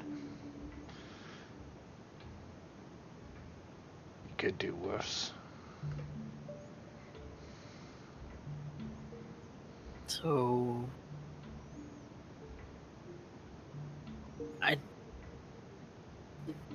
I just like count to something and then tap out, or what happens? You're gonna feel it. Just remember, go shallow instead of deep. Alright? When you feel like taking more, you don't. Okay? Safer that way. Yeah. Take it slow. Licking the wound will heal it. Just go away, not leave a scar or anything. They'll feel lightheaded. Don't let them see you coming. Alright? She might be out of her goddamn mind, hopped up, but ultimately you want to make sure that she doesn't have anything to go off of. It'll be like a sweet dream for her. But if not, well,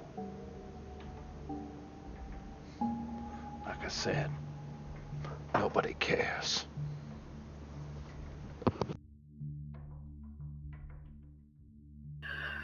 Okay. Take it slow. Just gotta keep that in head. Okay. So I'm going to sneak up on this person and try and take the opportunity to sneak up on them and feed. We've already done your feeding roll earlier. Mm-hmm. So I'm not going to make you play that one out. She doesn't seem to pay attention to you. And with Gutter's assistance, he seems to get her distracted as he pretends to be a drunk, crashes into a freaking dumpster, knocking some of the trash over, and starts screaming something about his wine boy. Her head's turned, neck exposed. And those tiny little fangs of yours find their mark. You start to drink. You start to drink a little bit more. You can taste it, and it's not as sweet as Gutter's, but still better than any rat or cat or dog that you've had to feed off of for so many months. You can already feel the beast saying, I want more. No. Come on. No. It's so good. Come on. No. We need it. We need this. We're gonna fall apart. We're gonna fall apart if you don't take more. No. You want us to fall apart? Is that it? You want us to die? No. Yeah, you do. You want to get us killed. No. Is that all you know how to say? We be slow. We be smart. We take this one day at a time. We do not need all of it. Oh, but it's Not so tonight. good. Come on. Don't need all of it. How much are you taking, Mouse? I'm only going to attempt 2. You're on 3 hunger right now? 3 hunger right now, yes. Okay. Alright. You're not going to need to roll a frenzy. Not right now. You taste it. And as she seems to have her eyes roll at the back of her head, and makes those soft noises that almost may be a little bit embarrassing to someone so young as Mouse.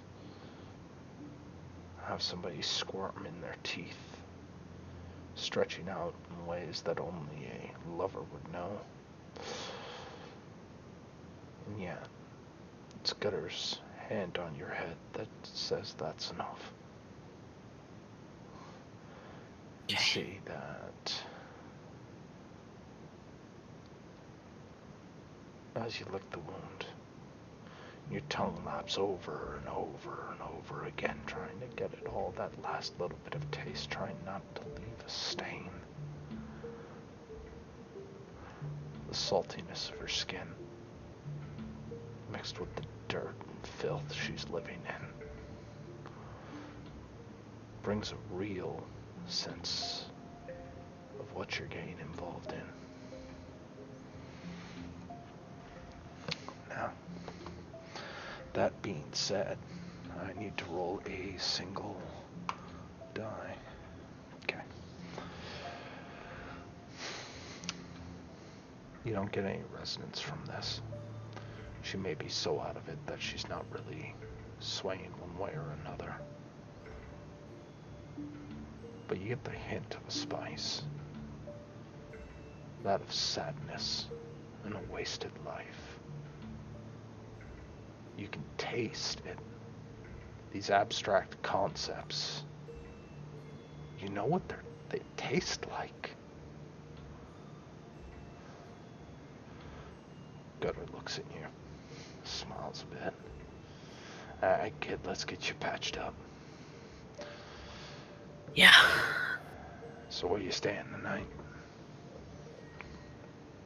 I don't know. I was planning on going home. You mean down in the Warrens? Mm. And how do you think Mason's gonna feel about it when you come up empty-handed?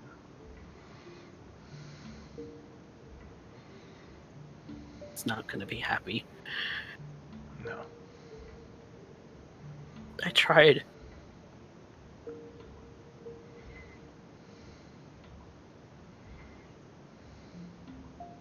I tried so hard. He places an arm over your shoulder. Kind of envelops you with those long gangrenous arms, or gangrenous arms. And it kind of leans on you a bit. I know you did, kid. I know.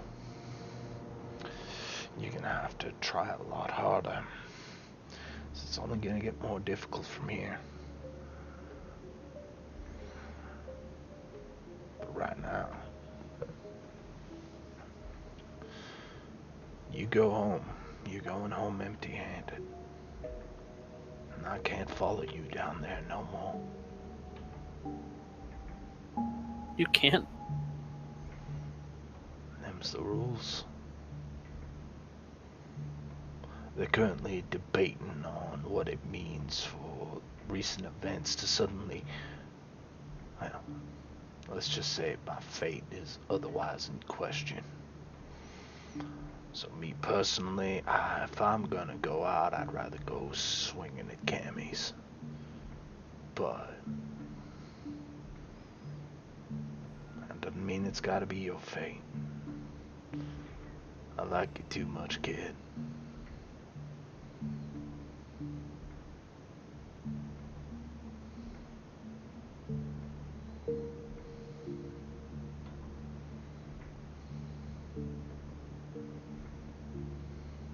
Do you know that Juliet was yours?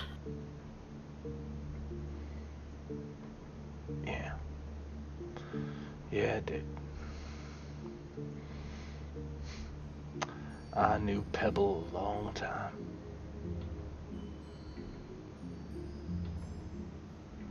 Pebble. What would you call a baby of a stone? I guess that makes sense.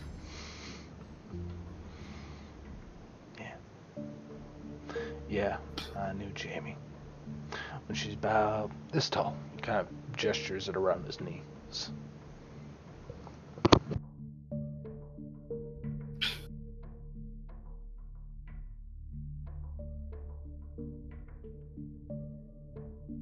She meant something to you, didn't she?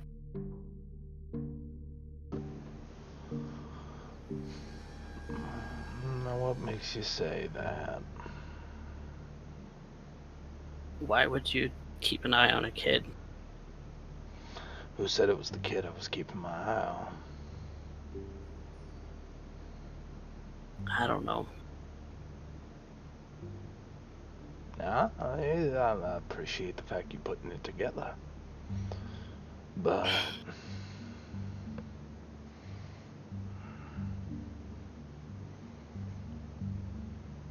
I You had a don't give choice.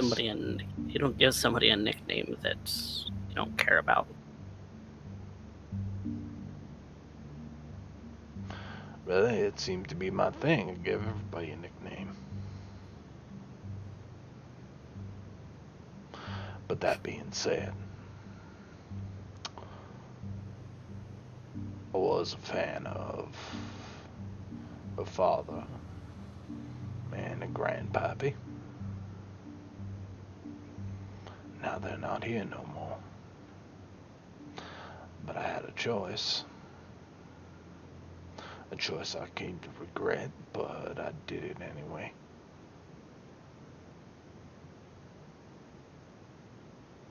It was the same choice I made when I made you. Really. Watching somebody being tossed like a pig to the slaughter. And I chose to try and give him a fighting chance. One made it. Another one didn't.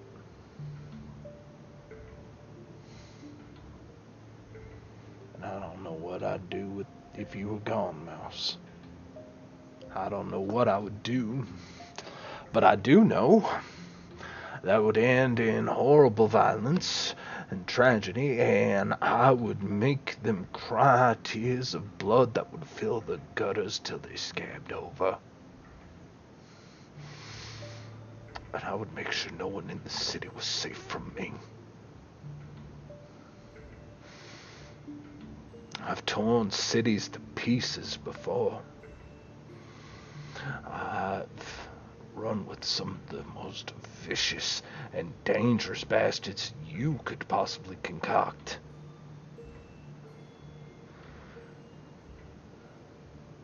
And it seems these nights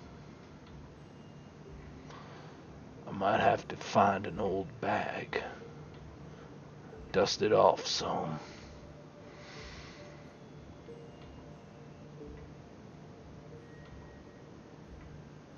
I might have to end up talking to my old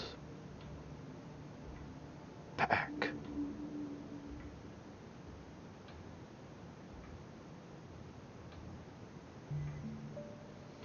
They're still around.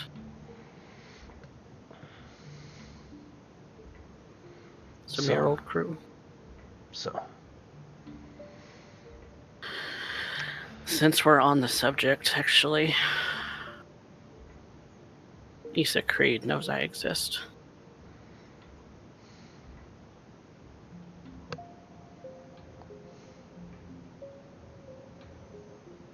Mr. Seraph spilled the beans.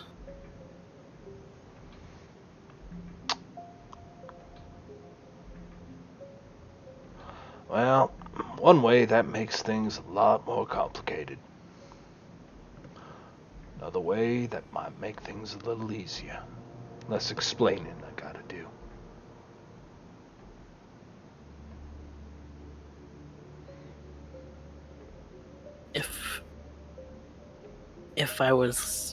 If I heard right, he's supposed to be the one taking care of me right now. Rashad. All honesty, how's he been doing? Rashad didn't come up to my face about it, so all in I all, only just found out like 2 nights ago. like I said, how has he been doing? Well, last I saw of him was on the street, trying to fend off that dog. And I don't know what happened to him after that. I should text him. I can wait. I'm gonna give you a little bit of insight, Mouse. I want to see how smart you are. Okay. Before there was a Baron Creed, Hmm. I knew the knight Issa. Yeah, you'd said that at Kowalski's. Yeah. You know what she did back when we were running? No, you got uncomfortable about the subject. Yeah, I did. Good reason. So,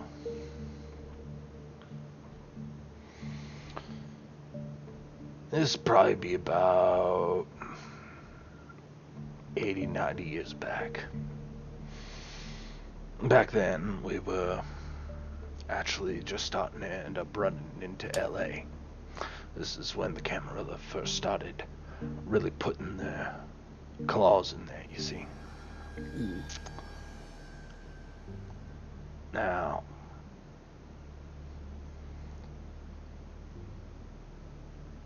when she wanted to end up making an example out of a prince, she ended up going out and she convinced an entire city that there was an epidemic of the Black Plague. Well, what'd she call it? It was, think AIDS before AIDS was the thing. Hmm. Yeah. Now here's the thing. Somehow she managed to convince Kindred that if they caught it, it might have some adverse side effects. The rumor mill spread, and she made sure that there was enough evidence to back up the claim. Now keep in mind, this is complete bullshit as far as the city. It was as filthy and diseased as any other at the time. But everybody else was convinced that you could not feed on another individual. So what do you think Kindred started to do with rumors of a plague showing up?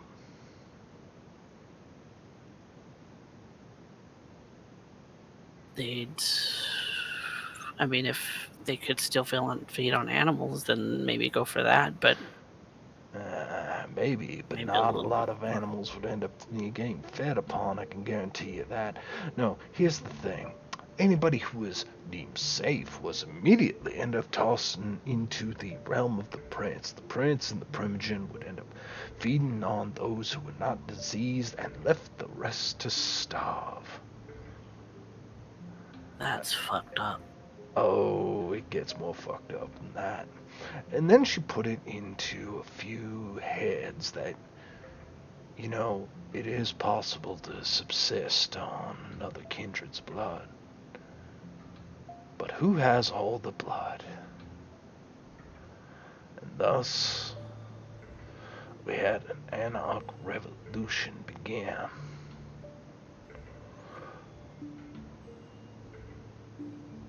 In a desperate attempt to end up finding what was coveted by one. She turned an entire city in under 3 months against their prince. And all hell broke loose. I barely got to get my hands dirty. Because all of a sudden every buck-toothed neonate lick was gunning for anybody who was even remotely higher on the food chain.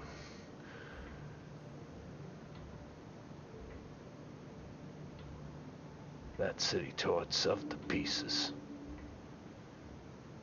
and went full anarch with heavy pockets of Sabbat in it for quite a few months. Anarchs took over, we didn't much care. We had bigger fish to fry. It takes Creed only a few months to bring a city to its knees. Through nothing more than a well-constructed lie.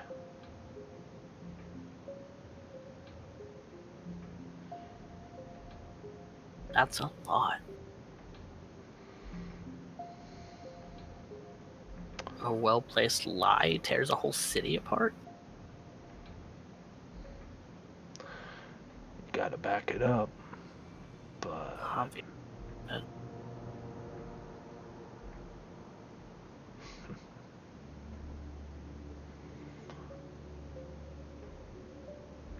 let's go. Find you some place to sleep. This is your turf, right?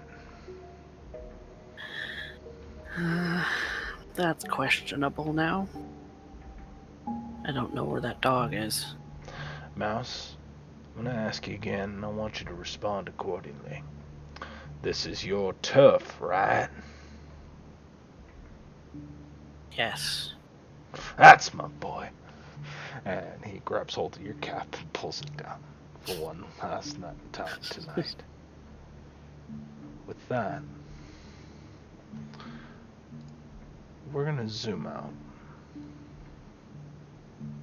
to skyline of Detroit.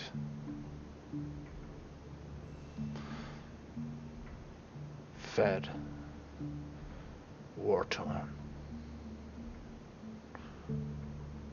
There's someone on a boat. She smiles as it pulls its way in. She wears a beautiful silk shawl, her makeup done to perfection that can't mask the scars at the corners of her mouth. Her dress revealing a body that has been toned to perfection and yet scarred in the same way a corpse would be opened during an autopsy. The sky is orange tonight with the smog generated by the Motor City. But that smile hints at fangs that glow in the light of its towers. A new home in placement. Somewhere on a busy highway, an officer loses control of their vehicle. And in a living room alone, the woman is left crying as she reads the letter written by a ghost. And that is where this session will end tonight.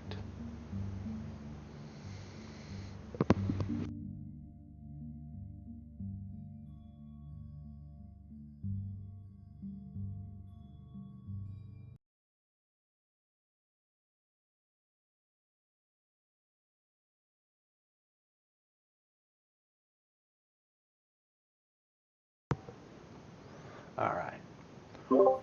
I'm going to put us on mute. We're going to be right back. We're going to take a few seconds to unwind, and then we'll do experience.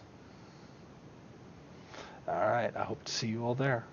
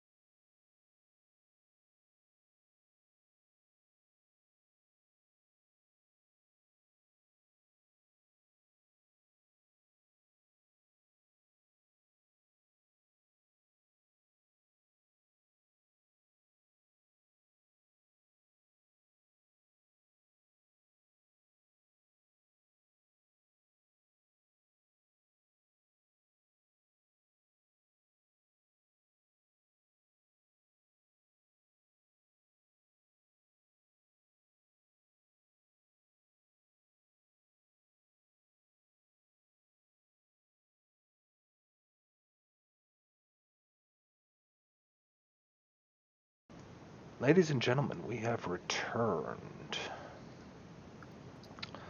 So we were just handling some healing of wounds, some accomplishments, and a discussion. I want to have this discussion with you all. We've gotten to a point where Raven really cannot operate with the coterie that we've been following. So at this point, Roses agreed that sometimes you have to drop an old role and embrace a new one. So tonight, we bid farewell to Raven's part as a player character. But don't give up too much hope, because she's always going to be lurking in the shadows. Fitzgerald and Detroit. That being said, it is on to the fun stuff, which is always experience time. Now, if this is your first time here, we do experience a little differently here. First off, everybody gets one experience for showing up, so that's going to be one to Mouse and one to not Raven but Rose, which you can apply to the next character we will be introducing. Now, that being said, we have 3 criteria, which is 1, who had the best scene, 2, who had the best one-liner, and 3, who pushed the plot the furthest. And this is not up to my decision. This is between the 2 that are there. And lastly, the audience vote. So everybody in the audience, right now, I want you to pick a character between Mouse and Raven. Which one you thought was either more entertaining, or you felt more for, or you just had that moment with, that you kind of connected. Whatever it is, you can justify it however you want, but everybody gets a vote between these 2. The person who gets the most votes by the time we get through this receives a bonus experience. And if we can't make up our minds, well, there's always high and low, isn't there? So, between you 2, how do you want to divvy it up? Best scene definitely goes to Mouse and Gutter. I just... What made you like that scene so much? What specific scene, maybe? Specifically, I mean, honestly, for me, it was every scene they were in. Gutter being a good daddy. Gutter actually finally teaching his kid, taking some responsibility. And Mouse starting to learn. Mouse popping his cherry. He is no longer vegetarian. He is starting to feed on people. If Raven wasn't so pissed at him, she would be proud.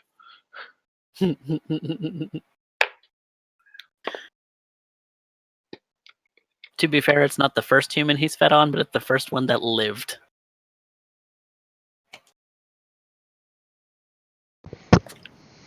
Yeah. I mean, I love my sire, so I'm not going to argue with you.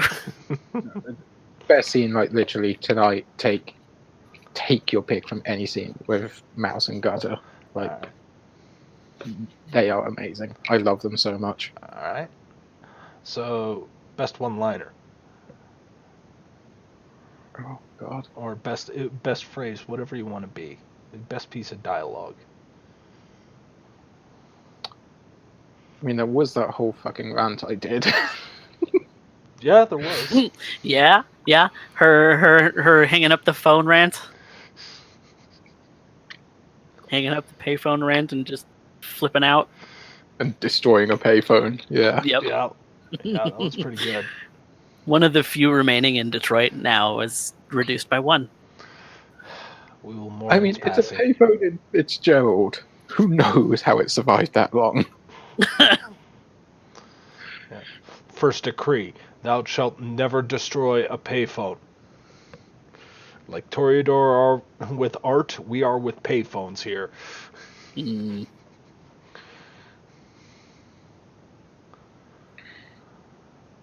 I dig it.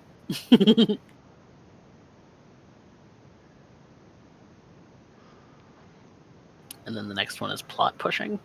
Yep. Who progressed the plot the furthest here?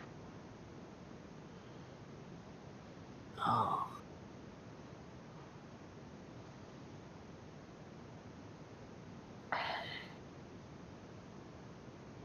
Well, Gutter now, at least Mouse is now aware that Gutter knows about Issa Creed knowing that Mouse exists and the Camarilla are in town. And they've kind of decided what their plans are. Yeah, and also Mouse really advanced the plot line between Raven and the rest of the coterie as well. Like, Gutter had a hand in it, but Mouse has already said no. Like, yeah, that was kind of the final nail in the coffin. Alright. So, that being said, we have one last experience point, which goes to the audience. The audience gets to end up voting on between Raven and Mouse. Who is going to get that extra experience point? Right now we got 2 votes for Mouse. Ooh, it's pulling at heartstrings today. It's my job. It's what I'm good at. Yeah. Arbos, we do indeed. If you end up taking a look down below, there is a Discord, and you can end up finding the story so far, which is kind of the Cliff Notes version, for the most part, of everything that's happened since episode 1 till today. You'll also find we just started, and I regret not being able to do this from the start, but we are now starting to put the VODs up on YouTube. So we'll end up getting a link to that, and I'll get all the bots and all that finished up, hopefully within the next month. But we are most certainly making sure that this story is going to be put up. And I'm always looking for more stuff that people would like to end up seeing in that top corner, which has been featuring little snippets about individual major NPCs, locations, factions, and events. So we will be going over it and talking about particular situations, and we're going to be developing that as we go. I might add 1 or 2 a month, but usually by the time it's done, I'm hoping that we'll have enough information that as you are listening and as you're wanting to know more about this world, it provides it in kind of a drip feed. Gets you asking questions, which is always fun. Arp, you are in luck, actually. In about an hour and a half from now, so 11 p.m. Central Standard Time, I run a Vampire the Masquerade workshop. So it's meant to be directly after this game. Now, usually we don't end this soon, but we only had 2 players able to make it today, unfortunately. So we'd like to end up going into more depth, but I don't want to go so far ahead that the other players are going to be lost as to what the hell just happened. So it's kind of as a courtesy and a character focus episode at this point. So most certainly. And if you have any questions about World of Darkness, specifically Vampire, that's where I specialize, and specifically in 5th edition, that's what I've been focusing most of my time on lately. Treat the Vampire workshop like an AMA. I will do everything I can to answer whatever questions you have. I am here to help promote the game. I'm here to promote new storytellers. Coffee Cat is actually now starting to develop his own game, set in San Antonio, which I'm lucky enough to be a part of. So I'm actually looking forward to being on the other side of the storyteller screen for once. Mm. I'm also here to help new players who might know the lore but are trying to figure out, okay, how do I adapt this? Or I'm coming in from revised or 20th anniversary. How do I end up adapting to 5th edition? What has changed? What hasn't? I'm here to help out whoever needs help. And while I'm no expert, I definitely try and end up going through it, and I try and point out in the book when I end up making a statement and why I'm thinking in a particular way. So,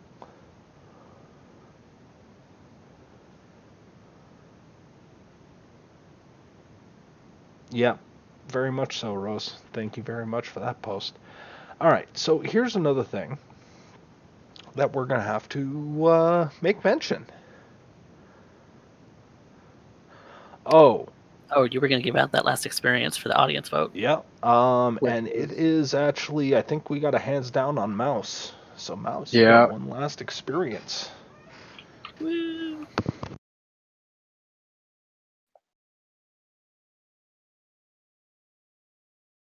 Yay. Sorry, I derailed you. You were going to say something again. Oh, you didn't derail me. I was just getting my nicotine fix at this point. I have such high anxiety tonight that it's kind of overwhelming, to be honest. You did good. But we'll be catching up with Rashad and Nightmare next week. And guys, we managed to make it to 20 episodes. We've been running this game for almost 20 weeks straight.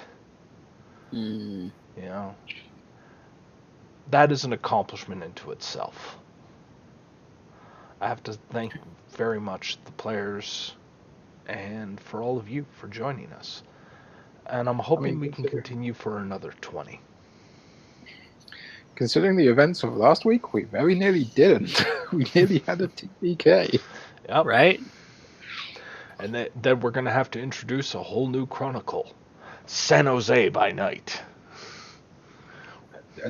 I mean, I'll be honest. Just come back to Detroit 3 months after the Nightlife died and just try and pick up the pieces from there with all new kindred. Yeah. Congratulations, you're now all part of the Camarilla currently trying to take hold of Detroit. Carve out your legacy. Well, I'd like to thank you all very much. And it just doesn't feel the same when I ask this, knowing Nightmare's not here. But if you guys want to chat it up or relax a bit with us before it begins, I got an hour and a half while I go and make myself something to eat, prepare for the coming stream. And we're going to go over, player groups, coteries, and probably some of the best ways to end up going about it when it comes down to crafting a narrative for new players. Okay? That might be the case, but if you guys have something else you want us to go over, then by all means, ask. I'm here to help. So, with that being said, say goodnight, everybody. Good night. Good night. Good night.